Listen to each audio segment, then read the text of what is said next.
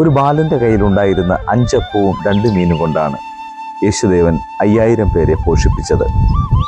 അപ്പമായി മാറിയ ആ ധാന്യമണികൾക്ക് പറയുവാനൊരു കഥയുണ്ട്. ഞങ്ങളുടെ യജമാനന്റെ ധാന്യപ്പുരയിൽ ഞങ്ങൾ ഏറ്റവും സുരക്ഷിതരായിരുന്നു. അവിടെ ഞങ്ങളെ ശല്യപ്പെടുത്തുവാൻ ആരും വന്നിരുന്നില്ല. എന്നാൽ ഒരിക്കൽ യജമാനൻ ഞങ്ങളെ കയ്യിലെടുത്ത് ചേറിലേക്ക് വലിച്ചെറിഞ്ഞു. ധാന്യക്കലവറയുടെ സുരക്ഷിതത്വത്തിൽ നിന്നും ചേറിൻ്റെ ദുർഗന്ധത്തിലേക്ക് വലിച്ചെറിയപ്പെട്ടപ്പോൾ ഞങ്ങൾക്ക് ഏറ്റവും സങ്കടം തോന്നി. എന്നാൽ ഞങ്ങളുടെ വേരുകൾ ആ മണ്ണിൽ ആഴ്ന്നിറങ്ങുന്നതും ഞങ്ങളിൽ പുതുനാമ്പുകൾ മുളയ്ക്കുന്നതും പുതിയ ധാന്യമണികൾ രൂപം കൊള്ളുന്നതും ഞങ്ങൾക്ക് ആശ്ചര്യമായി തോന്നി.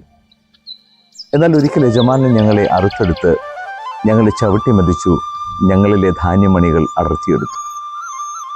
ആ ധാന്യമണികൾ തിരികല്ലിൽ വെച്ച് പൊടിക്കപ്പെട്ടു. ചെളി പോലെ ഞങ്ങളെ കുഴച്ചെടുത്ത ഞങ്ങളുടെ ഭാവവും രൂപവും വേറൊന്നായി മാറി. ഞങ്ങളുടെ സ്വത്വം പോലും ഞങ്ങൾക്ക് നഷ്ടപ്പെട്ടു. ഞങ്ങളുടെ പേര് പോലും ഞങ്ങൾക്ക് അന്യമായി. തീച്ചൂളയുടെ അനുഭവത്തിലേക്ക് വലിച്ചെറിയപ്പെടുമ്പോഴും ഞങ്ങൾ അറിഞ്ഞിരുന്നില്ല ഞങ്ങളെക്കുറിച്ചുള്ള യജമാനൻ്റെ ഉദ്ദേശം എന്താണെന്ന്. ഒരിക്കൽ ഞങ്ങൾ പുതിയ ഭാവത്തിൽ യേശുദേവൻ്റെ കരങ്ങളിലെത്തി. അവിടെ വെച്ച് ഞങ്ങൾ വീണ്ടും നുറുക്കപ്പെട്ടു. എന്നാൽ അപ്പോൾ ഞങ്ങൾ അറിഞ്ഞു, ഞങ്ങളിലൂടെ അനേകർ തൃപ്തരാകാൻ പോവുകയാണ്.